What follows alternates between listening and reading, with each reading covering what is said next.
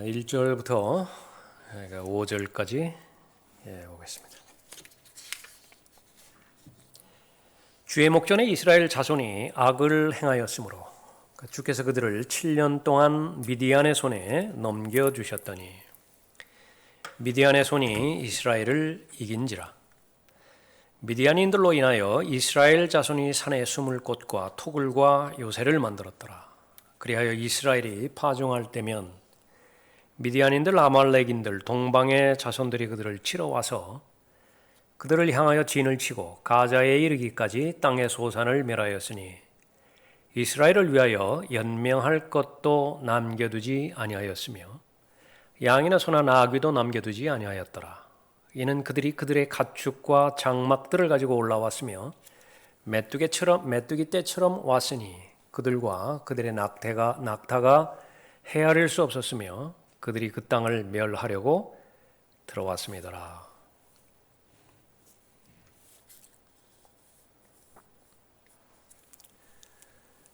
재판관계 5장 마지막 31절에 보면 그 땅이 40년 동안 안식하였더라.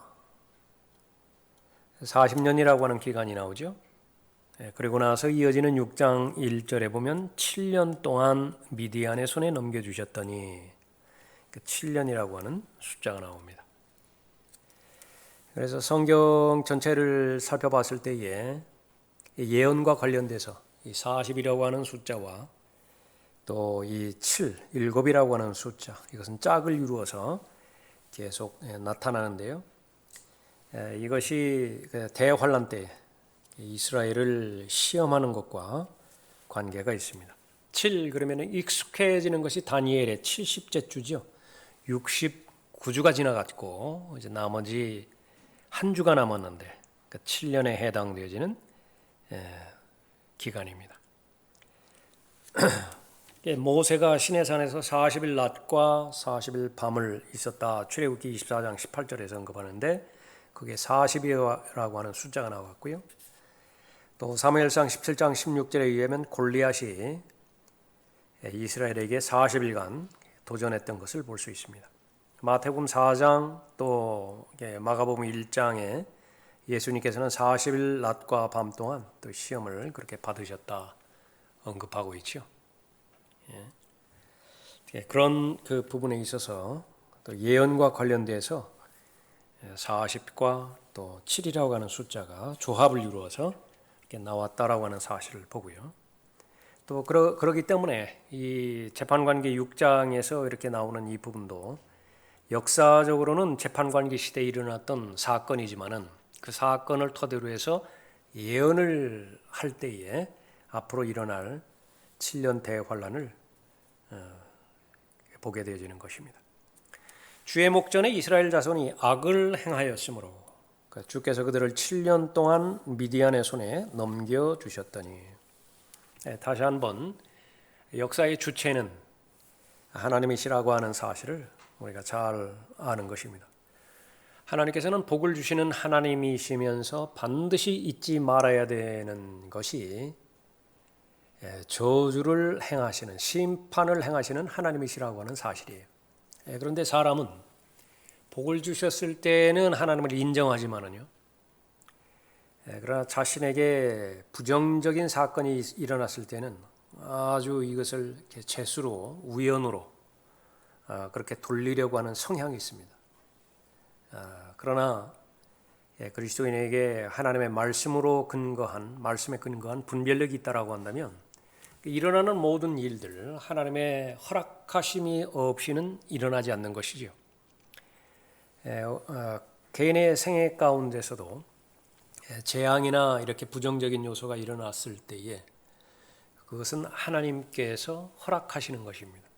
그 두 영역이 있죠. 하나는 연단시키기 위해서, 깨우쳐 주시기 위해서, 훈련시켜 주시기 위해서 허락하시는 것입니다. 그것은 패스, 통과해야 돼요. 그 시험입니다. 시험을 포기하면 안 돼요. 중간고사가 일주일 앞으로 다가왔는데 막 공부해 놓은 게 없어가지고서 그냥 포기해버렸다. 그 당시에는 마음이 편할는지 몰라요. 그러나 아무것도 이루어지지 않습니다. 반드시 통과를 해야 됩니다. 도망가면 안 돼요. 또 하나는 이제 징계이죠. 징계. 그러면은 그것은요, 빨리 자백해야 됩니다. 그러니까 하나님께서 연단과 과정과 훈련을 목적으로 해서 주신 것은요, 내가 기도한다고 해서 빨리 끝나지 않아요, 그것이. 7번 정화될 때에 정금으로 나올 것이다 그러면은 내가 4번째 용광로 통과한다고 했을 때요, 무슨 금식기도 한다고 해서 거기서 끝내주지 않아요, 하나님께서. 왜 그런 것입니까? 7번 통과돼야 그 다음에 자유로운 거예요. 정금처럼 그렇게 된다고요. 그러나 징계는 다릅니다. 징계라고 하는 것은 깨닫는 즉시로 하나님 앞에 자백했을 때요, 그 징계는 해제되는 거예요. 하나님께서 구원해 주시는 것입니다. 그 두 가지를 구분하지 못하면 계속해서 반복적으로 인생에 있어서 어려움을 그렇게 겪게 되어지는 것입니다. 이 기도응답도 마찬가지예요. 하나님께서는 하나님의 뜻에 근거한 분명한 하나님의 목적이 있지요. 하나님의 목적은 무엇입니까? 구원의 목적은 아들의 형상과 일치시키는 데 있어요. 더도 말고 덜도 말고 없어요. 그 하나뿐이라고 해요, 하나뿐.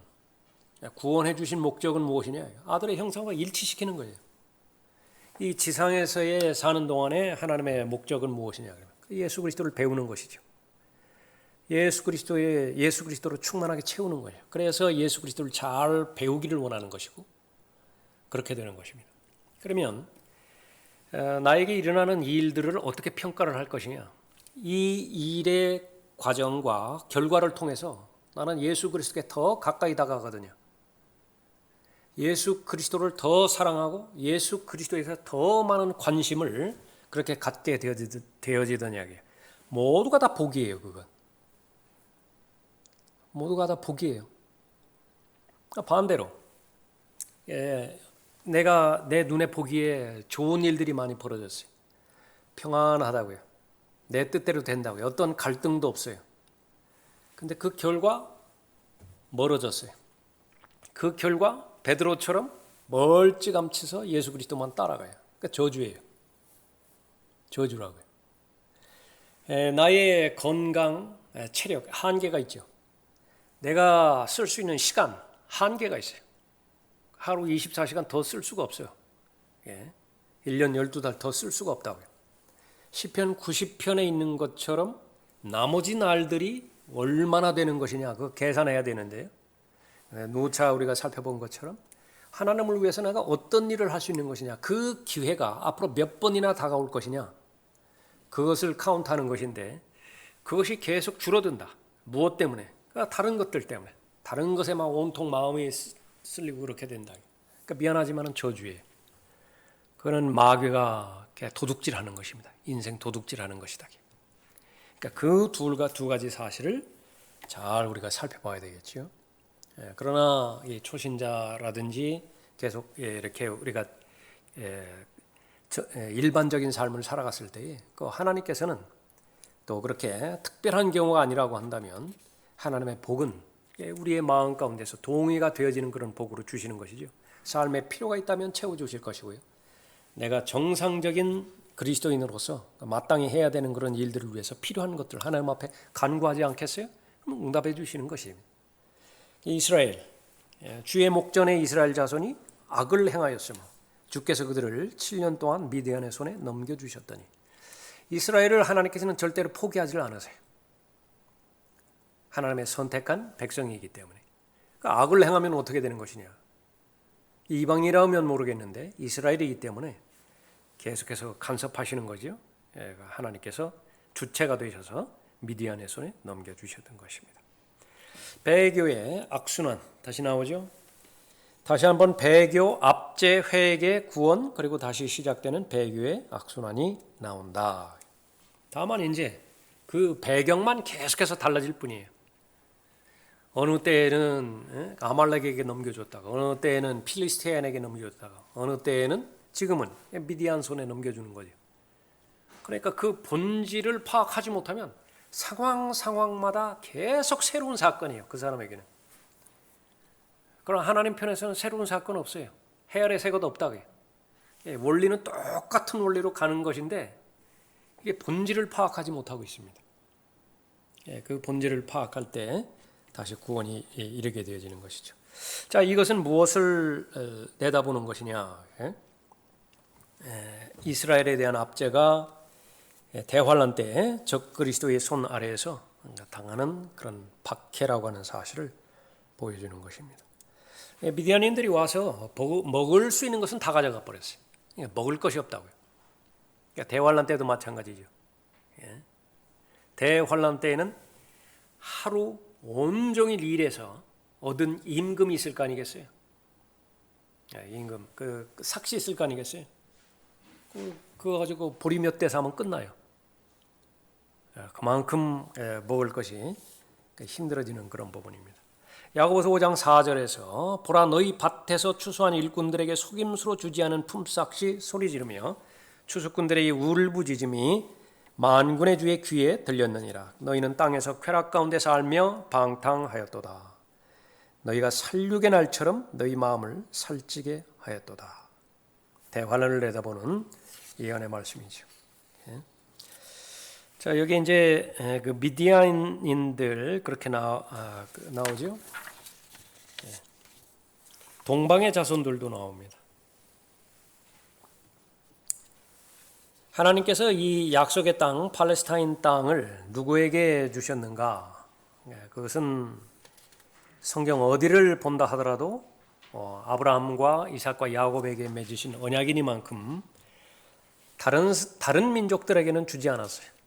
그러니까 심지어 이스마엘이라든지 하갈이라든지 그런 아브라함이 직접 낳은 자손에게도 주지 않았어요. 그냥 생리적으로 그냥 낳았다 뿐이에요. 이스마엘은요 그냥 낳았다라고 하는 의미에서 자손이지 이삭이나 야곱의 자손들처럼 약속과 관련돼서 자손이라 그렇게 부르지 않는 것입니다. 그래서 이 약속의 땅 이 부분은 바로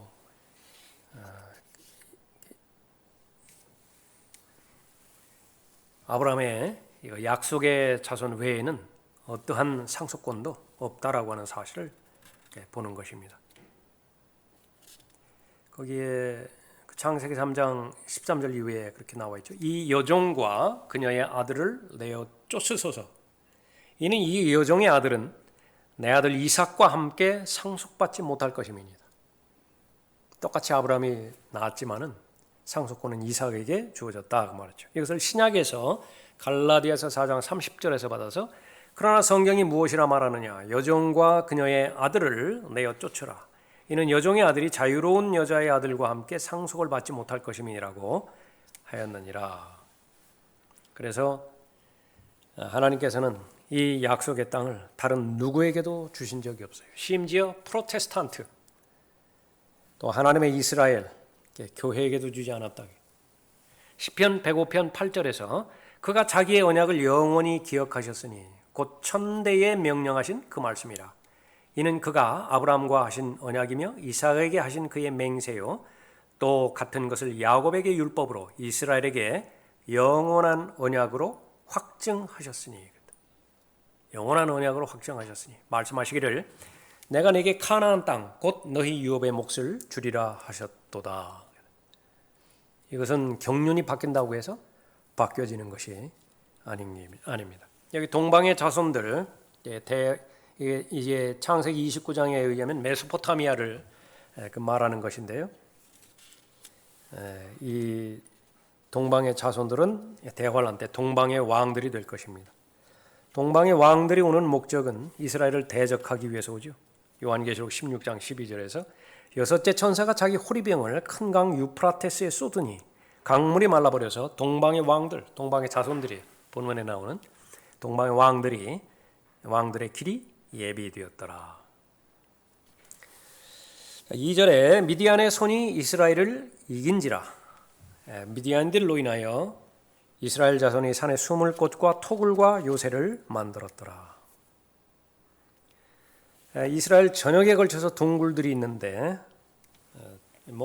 이 성경 구약 역사 때도 많이 있었죠. 다윗이 사울을 피해서 아둘람에 있는 한 동굴에 숨기도 했고요. 또 이제 그 대환란 때가 되어지면 마찬가지로 많은 요새들, 그 동굴들, 토굴들을 만들 것입니다. 지금 현재는 이제 이스라엘이 이 아랍의 공격을 피하기 위해서 이스라엘 전역에 그렇게 방공호라든지 대피소라든지 이런 것을 만들 수 있는 것인데 그런 것들을 예를 들어서 볼 수 있습니다. 자, 그 재판관계 시대에 계속해서 도망 다녔습니다.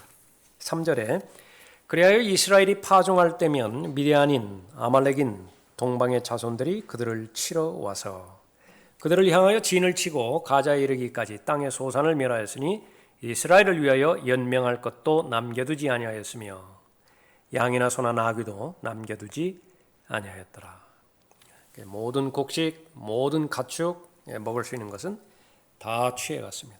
5절에 이는 그들이 그들의 가축과 장막들을 가지고 올라왔으며 메뚜기 떼처럼 왔으니 헤아릴 수 없이 거의 무한대로 왔다라고 하는 것을 강조하는 것이죠.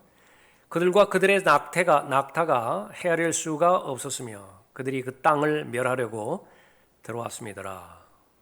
그래서 요단부터 가자에 이르기까지 땅 전체를 다 침략했던 것입니다. 대환란 때에 이스라엘을 대적하는 이제 무슬림들의 연합, 그것을 볼 수가 있죠. 시편 83편에서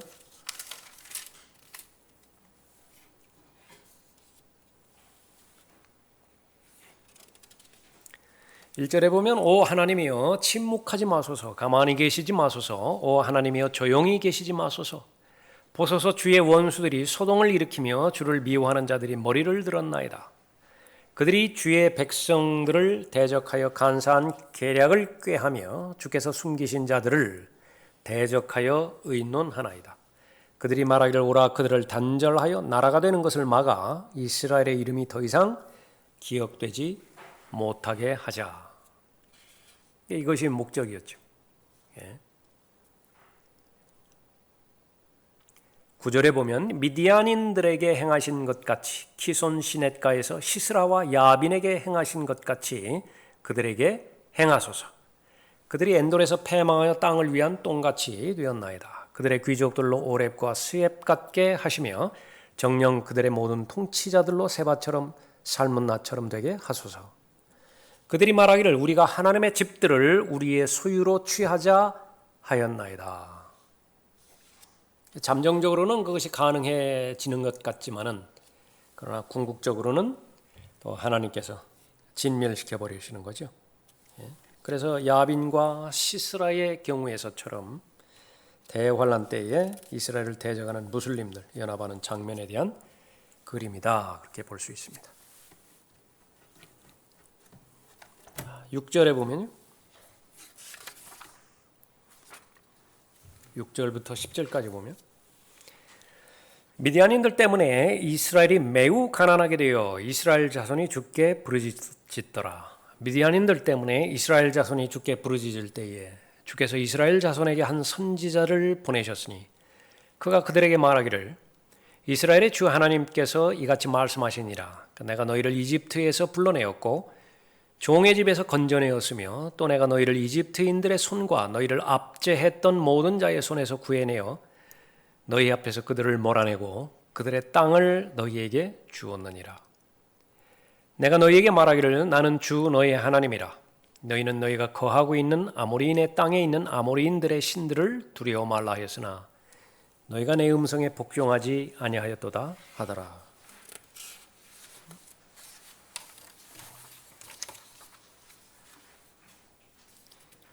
이스라엘이 아주 매우 가난하게 되었는데요. 그것은 미디안인들 때문에 그랬다. 6절에 언급하고 있죠. 그러나 근본적인 원인은 하나님께 악을 행했기 때문이라고 성경에서 기록하고 있죠. 그러니까 하나님께서 심판하시기 위해서 미디안인들을 보낸 것입니다. 그렇게 되니까 이스라엘 자손이 죽게 부르짖었죠. 교훈입니다. 구약은 그리스도인들에게 교훈을 주기 위해서 기록이 되었죠. 그래서 모든 사람이 저지르는 일반적인 악한 습관이에요. 이것이 이게 무엇이냐? 일이 잘 될 때에 다시 말하면 걱정이 없습니다. 기도 제목이 없어요. 기도할 것이 없어요. 안전하고 평안하고 모든 일이 잘 되어갈 때에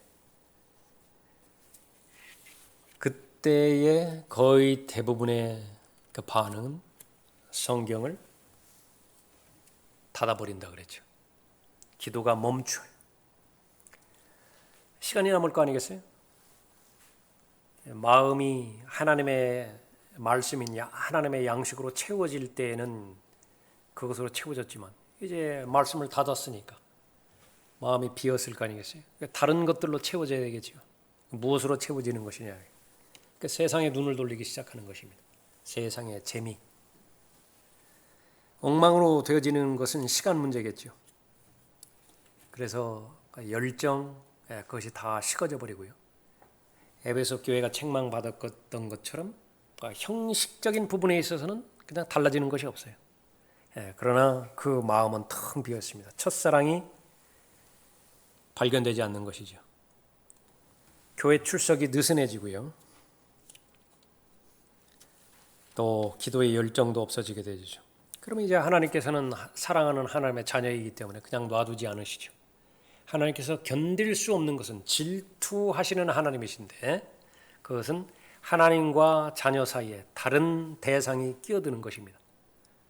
고린도후서 11장에 있는 것처럼 바로 정혼한 순결한 처녀인데 믿음의 창시자의 완성자이신 신랑이신 예수 그리스도만 바라봐야 되는 것인데 계속 견눈질해요. 그러면 견딜 수 없죠. 그럼 이제 어떻게 되는 것입니까? 아이들 아프게 만들거나 아내가 이혼하자고 그렇게 위협하거나 실직을 당하거나 그러면 견디는데 그리 오래 시간 걸리지 않습니다. 흙으로 만들어졌으니까 하나만 해결이 된다 하더라도요 밤잠 이루지 못하는 거예요. 그러니까 즉각적으로 매달리죠. 도와주세요, 도와주세요, 도와주세요. 그러면 이제 하나님께서 개입하십니다. 하나님께서 개입하시면 해결되지 못할 문제는 없어요. 모든 것이 다 해결되는 것입니다. 그러면 이제 바로 잡아지는데 문제는 이제 시간이에요. 어느 시간 동안만 그렇게 바로 잡아지는 것이냐. 그래서 훈련이 왜 중요한 것이냐라고 하는 것은요.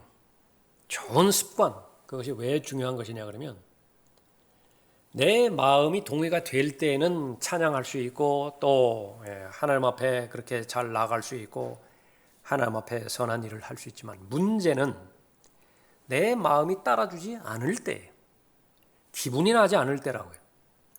그런데 지금까지 나는 기분으로 하나님 섬긴 것이 아니거든요. 그러니까 무엇으로 섬겼느냐? 좀 높은 차원에서요. 거룩한 의무감으로 섬긴 거예요. 뭐 기분 좋을 때 세금 내는 거 그거 뭐 아깝지 않아요. 근데 뭐 사업이 돼야죠. 심지어 손해까지 됐어요. 그렇다고 해서 내야 되는 고정적으로 내야 되는 세금 그거 안 낼 수 없잖아요. 그거 낸다고요. 또 기분이 좋아서 군 복무 그렇게 마치는 사람도 없죠. 그건 해야 된다고요. 그래야 안정된 국가 체계가 형성이 될 거 아니겠어요. 하나님의 나라도 마찬가지입니다. 그러니까 내가 하나님께서 단번에 전해주신 믿음을 굳게 소유하기 위해서는요. 대가와 희생이 반드시 따라야 되는 것인데 대가와 희생이 요구되어질 때에 그때에 갈등 없이 그것을 치를 수 있는 것은 훈련된 사람만 가능해요. 그래서 영적인 경건에 이르는 훈련을 그렇게 잘 쌓게 된다고 한다면 하나님께서 개입하셔서 해결해 주실 때 그 기간이 지속이 돼요. 지속이 된다고요. 그래서 바울과 같은 고백을 그렇게 하게 되는 것이죠. 내가 궁핍할 때에도 처하는 것을 배웠어요. 만족하는 것을 배운 거죠. 풍부함 가운데서도 내가 만족하는 것을 배운 것입니다. 그러니까 환경을 초월해서 하나님과의 교제에 어떠한 이상도 발생하지 않도록 내가 그렇게 성장한 것이죠. 훈련을 받은 것이죠. 그러니까 그것이 성장한 사람이에요. 그런데 그것이 되어지지 않을 때 비록 바로 잡혀진다 하더라도 계속 하나님 떠났다가 다시 하나님께서 개입하시고요. 하나님께서 개입하시기 위해서는 계속 부르짖어야 되겠죠. 네. 그러니까 그렇게 되어지면은 앞으로 나아가질 못합니다. 그래서 계속 범죄하고 자백하고 회복되고 다시 범죄하고 자백하고 회복되고 계속 평행선만 유지하는 거예요. 예. 무언가를 이루어야 되는데 그러니까 열매를 맺어야 되는 것인데 앞을 향해서 나아가지를 못하게 만드는 것이죠. 그래서 너무나 자주 하나님의 사람들이라고 하는 사람들이 하나님께서 베풀어 주신 그 사실을 잊어버리는 것입니다. 시편 103편 2절에서 오 내 혼아 주를 송축하고 그의 모든 베푸심을 잊지 말라. IQ 문제가 아니에요. 하나님의 은혜를 받은 사람이라고 한다면 감사를 잊지 않는다. 그것이 자신의 풍요로운 삶을 지키는 비결인 것이죠. 예를 들어서 거기 10층에서 떨어지는 목수 예가 하나 나와 있죠. 일하다가 떨어졌습니다. 바닥을 향해서 곤도박질 치는데 그때에 본능적으로 나오죠. 살려주세요. 살려주세요. 그러다가 턱 걸렸는데 못에 걸렸고요. 그러니까 하나님께 감사를 드려야 되는데 못 때문에 살았습니다. 못이 저를 살려주셨습니다. 자, 하나님께서 우리가 어려울 때, 고난당할 때 우리가 하나님 앞에 간구하죠. 그러니까 하나님께서 완성품으로 주시는 경우도 있지만은요, 상당히 많은 경우에 하나님의 사역자들을 보내십니다. 사람들을 통해서 그 필요를 채워주시는 거죠. 그러니까 병 들었을 때는 이제 좋은 의료진들 보내주는 거예요. 그래서 함께 기도할 때 의료진들도 그렇게 간섭하시라고 그렇게 기도하죠. 그 두 가지 다 감사하면 됩니다. 하나님께서 치유시켜주셔서 감사하고 좋은 의료진들 보내주셔서 감사하다고. 그런데 그 다 잊어버리고요. 그 병원을 가야 된다고 이제 다음부터는 그 의사가 나를 살렸다고. 물론 그런 의도는 아닐 거예요. 그러나 표현 자체도 우리는 성숙해질 필요가 있습니다. 표현 자체도 매우 가난하게 되었다 언급하고 있죠. 왜냐하면 그래야만 이스라엘이 회개할 것을 하나님께서 아시기 때문에 그렇습니다. 내가 고난을 당하기 전에는 길을 잃었으나 이제는 주의 말씀을 지키나이다. 시편 119편 67절 말씀입니다. 내가 고난을 당하기 전에는 길을 잃었으나 이제는 고난을 당한 이제는 주의 말씀을 지키나이다. 그래서 하나님께서 우리에게 삶 가운데서 문제를 보내주시는 것은 죄를 버리게 하는 것입니다.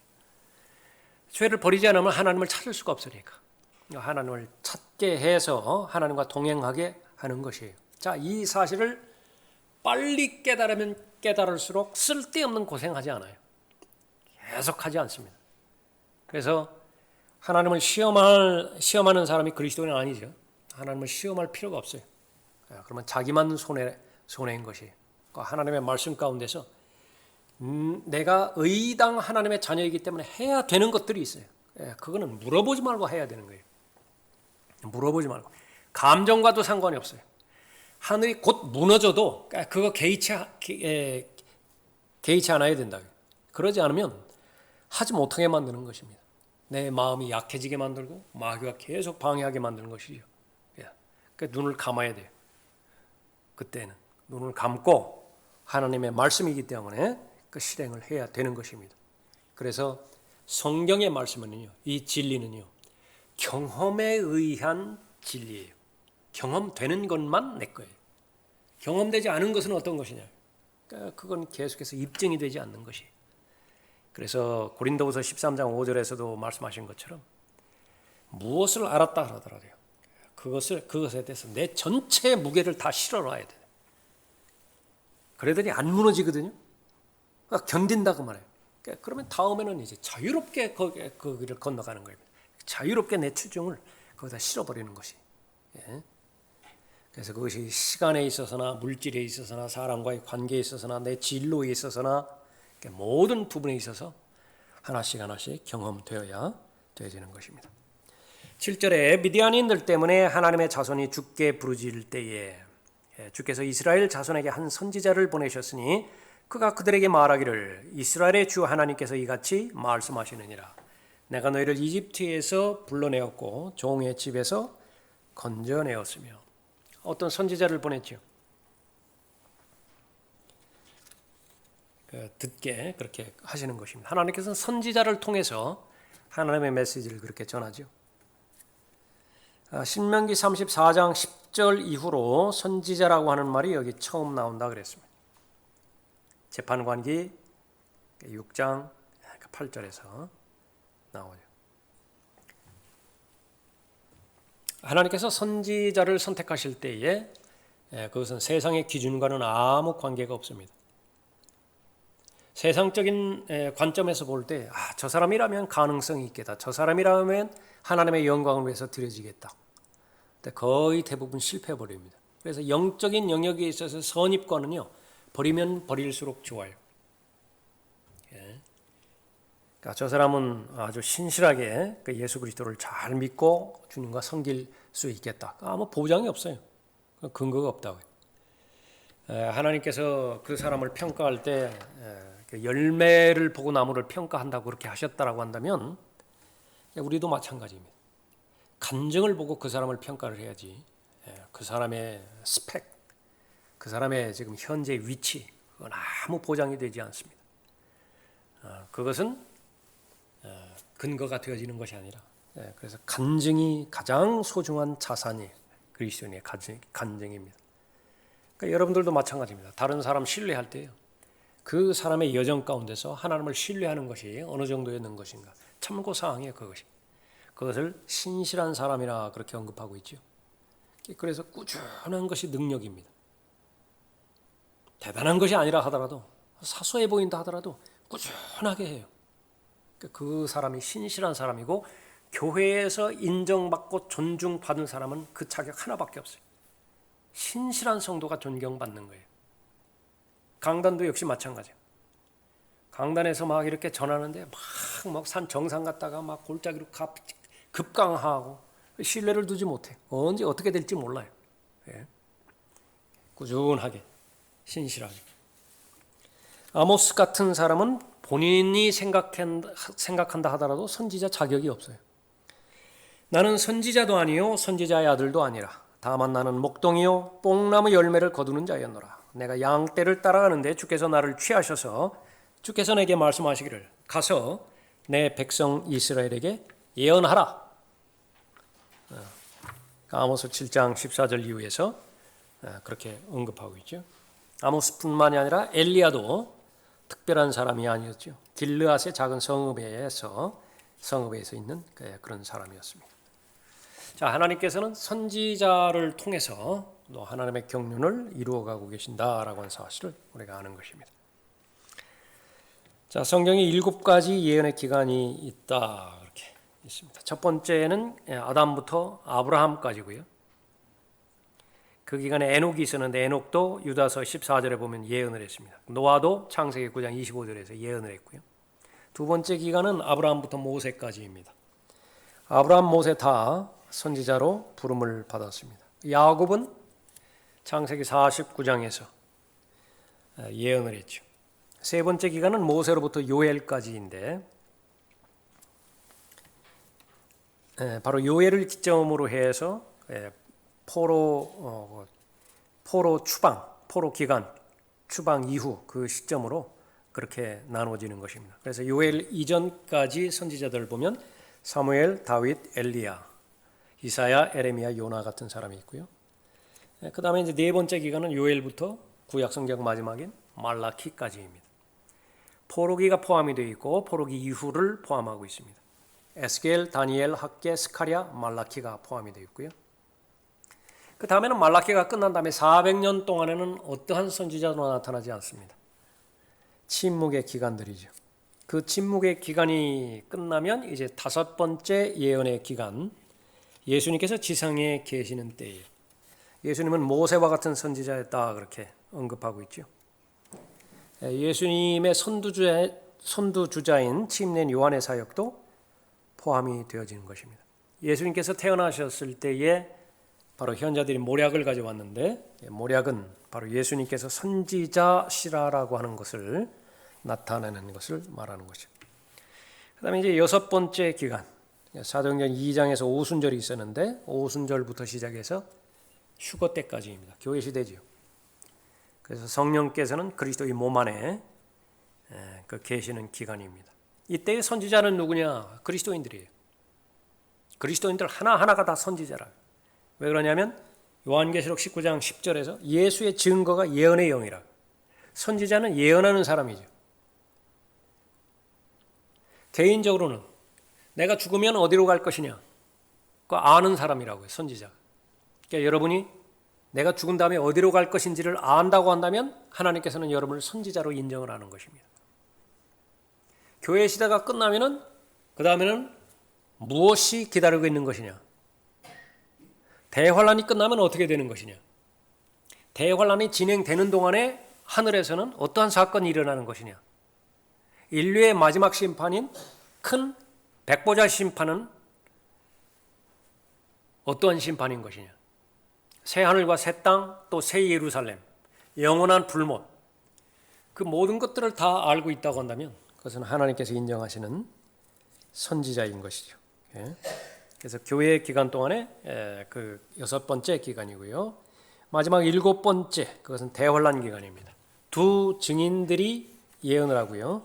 모세와 엘리야죠. 14만 4천 명이 또 예언을 그렇게 하게 되는 것입니다. 대환란 이후에 천년왕국이 오는데 천년왕국에는 어떠한 선지자도 없습니다. 어떠한 예언도 허락하지 않습니다. 만약 어떤 사람이 예언을 했다라고 한다면 스가랴 13장에 의해서 부모가 그를 죽이죠. 그러면 오늘날 자신이 선지자들이라고 말하는 사람은 어떻게 되는 것이냐? 거짓말쟁이들이, 종교 사기꾼들이죠. 그러니까 절대로 믿어서는 안 되는 것입니다. 자, 그 성경에서 말하는 그런 몇 가지에 해당되지는 예언, 선지자들 특징이 무엇이냐 살펴보면요. 제일 첫 번째는 성경의 예언들에 따르면 이 세상에 있는 모든 문제는 인간의 죄악된 마음에 기인한 것이라고 생각한다. 그 성경에서 그 사람은 타락했다라고 하는 사실을 말해준다. 그죠? 그래서 부정적이에요. 예언은 부정적이라고요. 제일 먼저 성령께서 오셔서 가르쳐 주시는 진리는 무엇이냐 그러면 책망하시는 것이죠. 죄에 대해서 책망하신다. 그 책망의 내용은 무엇이죠? 죄의 본질은 예수 그리스도를 믿지 않는 것이다. 그러니까 거기서부터 시작되는 것입니다. 그 성경의 선지자들 가운데서 아무도 이상주의자, 다시 말하면 이 땅에서 유토피아가 이루어질 것이다 그렇게 주장했던 사람은 단 한 사람도 없는 것입니다. 그래서 선지자들은 더 이상 사랑과 평화를 외치지 않아요. 가짜들만 그런 거짓 평화를 외침으로 인해서 거짓 소망을 붙잡게 그렇게 만드는 것입니다. 화평의 왕, 의의 왕이신 예수 그리스도께서 오시기 전까지는 어떠한 소망도 없다고 말해주는 것이 성경에서 나타나는 선지자들입니다. 세 번째로 하나님의 선지자들의 메시지, 그 메시지는 항상 하나님께서 말씀하신 성경적 개념에 기초를 두고 있는 것이죠. 그 성경을 떠나서는 예언하지 않는 것입니다. 공통적으로 성경에서 나오는 선지자들이 전한 메시지는 무엇이냐? 그래서 하나님의 절대 기준인 하나님의 말씀으로 인해서 의의 기준이죠. 의의 기준으로 심판하신다. 그분이 하나님이시다. 그것만 전하는 거예요. 하나님의 말씀대로 행하실 것이고 말씀대로 이루어질 것이다. 네 번째로는 성경의 모든 선지자들은 국가들, 민족들에 대한 하나님의 심판을 계속 강조했습니다. 어느 개인이나 어느 국가나 어느 단체에 대해서 하나님께서 심판하실 것이라고 하는 사실을 전파하지 않는다고 한다면 그 선지자는 가짜예요. 그러니까 왜 그렇습니까? 모두가 다 우상 숭배에 빠져 있고 도덕적으로 부패해 있고 성적으로 왜곡되어 있고 성경 그러면 증오문학이라고 hatred literature 완전히 제껴버리는 것입니다. 그래서 지성인이다 그러면은요 제일 먼저 인정해야 되는 거지. 성경을 거부하고 성경을 비평하면 지식인에게 포함이 되어지는 것입니다. 사람들의 인기가 있어요. 그러나 반대로 한다고 한다면 그것은 세상에서 따돌림 당하게 되어지는 거죠.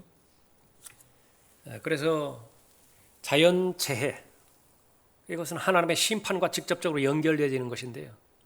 이건 목사들도 싫어해요. 무슨 뭐 전염병이다, 코로나, 하나님의 심판이다. 싫어한다고. 테러다. 미국에서도 한참 그런 그 부분이 있었을 때요. 9.11 테러 그렇게 됐을 때, 그 쌍둥이 빌딩 그렇게 막 무너지고 그랬을 때, 미국에 대한 하나님의 심판이다. 사실이거든요. 사실이라고. 완전히 그것은 사람 취급도 못 받는다. 그런 얘기하면. 바로 그런 그 부분입니다. 하나님의 모든 계획, 그것을 전파할 의무가 있는 사람들이 하나님의 선지자인데 대표적으로 바울이었죠. 사도행전 20장 26절에서 그러므로 내가 오늘 너희에게 증거하노니 모든 사람의 피로부터 내가 깨끗하니 모든 사람의 피로부터 깨끗하는 그 조건은 하나밖에 없다고요. 하나님의 말씀을 증거해서 하나님께로 돌이켜 오는 것이 아니라 하나님의 말씀을 전파하는 거예요. 거기까지라고요. 거기까지. 그 메시지를 증거하면 모든 사람의 피로부터 깨끗해요. 자유롭다고. 그런데 분명히 하나님의 메시지가 들어왔음에도 불구하고 죄에 대해서 심판에 대해서 지옥의 형벌에 대해서 전해주지 않았다. 그럴 기회가 있었음에도 불구하고 계속해서 행복으로의 초대라든지 당신을 향한 하나님의 계획, 놀라운 계획이 있습니다 라고 한다든지 계속 미끼만 던졌어요. 미끼만. 교회 오면 좋습니다. 그럼 반드시 큰 백보자의 심판에서 책임을 묻게 되어지는 것입니다. 그러므로 내가 오늘 너희에게 증거하노니 모든 사람의 피로부터 내가 깨끗하니 이는 내가 하나님의 모든 계획을 조금도 주저함이 없이 너희에게 전해 주었습니다. 믿건 믿지 않건 그건 하나님의 소관이에요. 그런데 이 인본주의에 입각한 이 선지자라고 자칭하는 사람들은 하나님의 역할까지 자신이 하려고 하는 거예요. 잘하게 하는 분은 하나님이세요. 그걸 건드리면 안 돼요. 내가 하는 것은 무엇이냐고요? 물 주러 갔으면 물만 주면 돼요. 뿌리라고 했으면 뿌리기만 하면 된다고요. 뿌렸는데 물을 주었는데 자라기까지 하더라. 그것을 목격했더라. 그보다 더 감사한 일이 없죠. 그러나 잘하는 것이 목격되지 않는다 하더라도 그것은 자신과는 아무 상관이 없는 것입니다. 잘하는 그 부분들이 발견이 됐다 하더라도 그것을 자신의 업적으로 넣어서는 안 되는 것이. 하나님께서 잘하게 하셨지 내가 잘하게 하신 것이 아니죠. 자, 선지자에 대해서 언급하고 있습니다. 자, 성경에 나와 있는 참된 선지자. 그러니까 무엇을 전파할 것이냐? 유일한 소망이 있는데, 유일한 희망이 있는데, 그것은 메시아 오시는 것이다. 무슨 그린피스라든지 자연 보호 운동이라든지 무슨 CO2 배출가스 감소 운동이라든지. 그러니까 잠정적으로는 어떨지 모르겠지만 궁극적으로는 안 돼요. 이미 배는 침몰됐는데요. 침몰되는.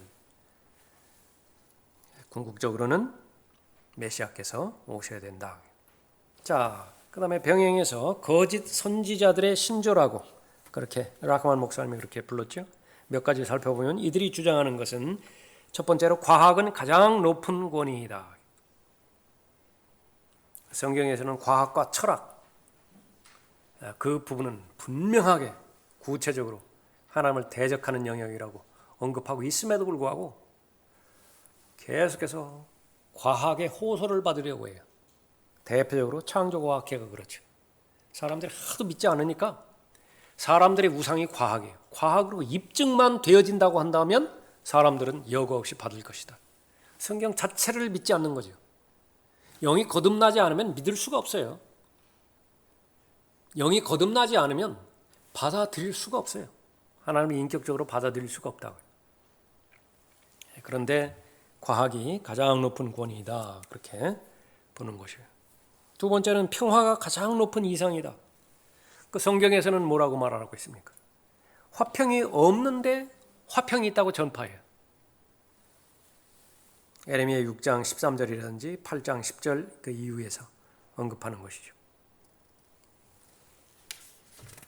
성령 안에서 하나님의 나라의 결과, 성령 안에서 의와 화평과 기쁨인데 순서는 대단히 중요합니다.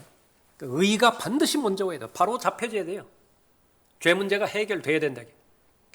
그 다음에 화평이 오는 것이고 이어서 기쁨이 오는 것이지, 화평과 기쁨이 먼저 오는 하나님의 나라 그런 것 없다고 말해요.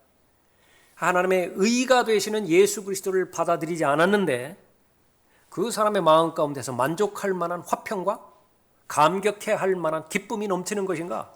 그러니까 후천년 유죄자들은 그렇다고 하는 거예요. 그러니까 절대로 그렇지 않습니다. 세 번째로 세상에 불일치하는 것은 비정상적이다. 이 사람들의 주장이죠. 그러나 그렇지 않습니다. 세상은 거듭났을 때 둘로 나뉘어지는 것입니다.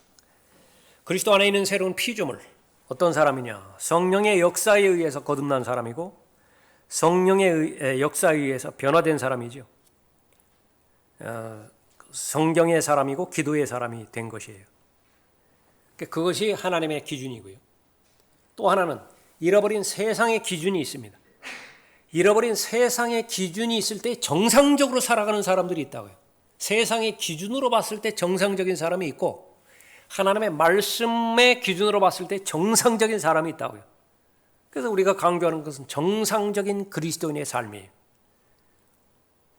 그러면 세상의 기준으로 봤을 때는 대단히 비정상적이에요. 이해가 안 돼요. 저렇게 사는 것이. 그런데 그것이 기준이 뭐냐면 세상에 일치하느냐 일치하지 않는 것이냐. 가짜들은 세상에 불일치하는 것, 그것은 비성경적이다. 믿기는 믿는다 하더라도 가정에 영향을 주지 말라. 믿기는 믿는다 하더라도 직장이라든지 자신이 하고 있는 사업이라든지 여기에까지 영향을 주지는 말라. 그렇게 요구하는 것입니다. 또 그 요구대로 그렇게 잘 맞춰주는 사람은 세상에 환영한다. 네 번째로 성경을 비평하는 것은 괜찮으나 누구의 믿음을 비평하는 것은 안 된다라고 하는 거죠. 성경을 고치고 성경을 공격하고 하는 것이 이건 지성인들로 인정해줘요. 많이 배운 사람. 그러나 카톨릭에 대해서, 몰몬교에 대해서, 은사주의에 대해서, 안식교에 대해서, 무슬림에 대해서, 힌두교에 대해서, 이단들에 대해서 비평을 했다. 용납하지 않는 것이죠. 다섯 번째, 사형제도는 불공정하고 잔인한 것이다. 그 사람들은요, 막 전기 의자에 앉아서 막 고통 가운데서 죽어가는 거, 막 목매달아 가지고 이렇게 고통 속에서 죽어가는 거, 무슨 뭐 독극물 주사 그렇게 맞아가지고 죽어가는 거, 너무 안타까워한다. 인간으로서 할 짓이 못한다. 사형제도 폐지한다. 그러나 정말로 잔인한 것을 그렇게 보고 싶은가? 전기 의자에 앉아서 아니면 교수형당에서 그 죽어가는 사람이 저지른 짓들을 보라고. 그 피해자들이 당하는 고통, 그거는 보도 안 해요. 그건 언급하지도 않는다고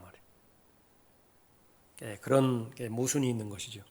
성경에서는 무엇이냐? 누군가가 다른 사람을 죽였다고 한다면 그것이 율법 이전이든 창세기 9장 6절이라든지 율법 아래에 있어든 민수기 35장이라든지 아니면 율법 이후에 은혜 시대에 있어든지 사도행전 25장 11절이라든지 로마서 13장 4절이라든지 죽이라는 거예요. 그래야 땅이 더럽혀지지 않아요. 사람을 죽인 자를 더럽히지 않으면요 땅이 더러워져요. 그 피들로 인해서 더러워진다고. 여섯 번째, 죄의식은 정신적인 문제이다. 그래서 인기 있는 설교는요 상담에 관련된 설교예요. 정신 분석에 대한 설교이고 심리학에 대한 설교예요. 근데 그거에 대한 전문가는 따로 있어요. 대학에 인문대학에 가면 거기에 대해서 아주 전문가가 다 있다 그래요. 예? 굳이 교회 올 필요 없다고요. 근데 그냥 목사들이 그걸 막 흉내내려고 그러는 거예요. 성경에서도 분명하게 사람의 심리에 대해서, 사람의 정신에 대해서 전문적으로 하나님의 말씀의 기준으로 해서 구체적으로 기술해 놓았어요. 기록해 놓았어요. 그러니까 그 기준에서 따라가면 치료를 받는다. 그럼 그것이 회복되어지고 건강한 그 마음을 소유하려면 어떻게 되는 것이냐? 예수 그리스도의 피예요. 예수 그리스도의 피로 치료를 받고 회복을 해야 되는 것인데 그 배제시켜버리는 것입니다. 죄의식은 정신적인 문제이다. 그래서 죄책감 갖지 말라는 거예요. 정신과 의사들이 계속 해주는 말은 죄책감에서 빨리빨리 풀어주는 거예요. 그러나 죄책감이라고 하는 것은 자기 자신을 가장 안전하게 보호할 수 있는 방책입니다. 죄책감이 있어야 안전하다고요. 죄 짓지 않는 것입니다. 하나님과의 교제가 더 친밀해지고 더 건강해지는 것이죠. 그래서 죄책감을 빨리 가지면 가질수록 그 사람은 잘 살아요. 죄에 대해서 민감한 사람은 성령 하나님의 인도하신 가운데서 민감한 사람이기 때문에 한다. 그러나 변화되지 않는 사람, 오랜 시간이 돼 있는데도 계속 변화가 안 되는 사람, 그러니까 양심이 이제 화인 맞았어요. 변화가 없습니다. 그러니까 어디에 영향을 받은 것이냐? 이 가짜 선지자라고 하는 이 사람들의 세뇌당한 것입니다. 7번째, 당신이 받는 처벌은 이 생에서 완전히 충분하다. 그만큼 죄를 받았으면 이제 충분하다. 절대로 그렇지 않습니다. 예수 그리스도의 보혈로 해결된 죄만 충분하게 다 지워져 버린 것이에요. 이것은 양쪽에서 생각해 봤을 때에 스테판이 이 지상에 사는 동안에 하나님을 향해서 헌신하고 순교했던 그 보상들, 그건 이 땅에서 다 받은 것인가? 또 바울의 생애, 바울이 헌신하고 또 하나님의 부름받은 사도로서 그 고린도후서 11장에서 헤아릴 수 없는 많은 그 박해와 고생을 받았는데 그 사람은 죽기 전에 그 보상들을 다 받은 것인가? 성경대로 믿는 사람들, 암흑시대 때 수천만 명이 그렇게 다 죽어나갔는데요. 믿음을 고수하기 위해서 그 사람들은 이 지상에서 다 받은 것인가? 결코 그렇지 않죠. 그러니까 반대로 수천만 명, 수백만 명을 죽인 스탈린이라든지 히틀러라든지 그 사람들은 이 생에서 죽었다고 해서 그 자신이 저지른 죄악들이 다 해결된 것인가? 절대로 그럴 수가 없어요. 절대로 그럴 수가 없다고. 그런데 그렇게 주장하는 것입니다. 당신이 받는 처벌은 이 생에서 완전히 충분하다. 마지막으로 모든 진리는 상대적이다. 그러나 이렇게 말하고 있는 이 사람들도 절대로 타협하지 않는 것인데 진화론이라고 하는 것은 그 사람, 그렇게 주장하는 사람에게 있어요. 절대 진리예요.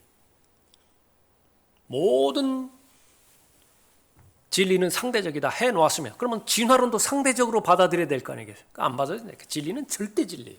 절대 진리. 아무리 말을 해봐라.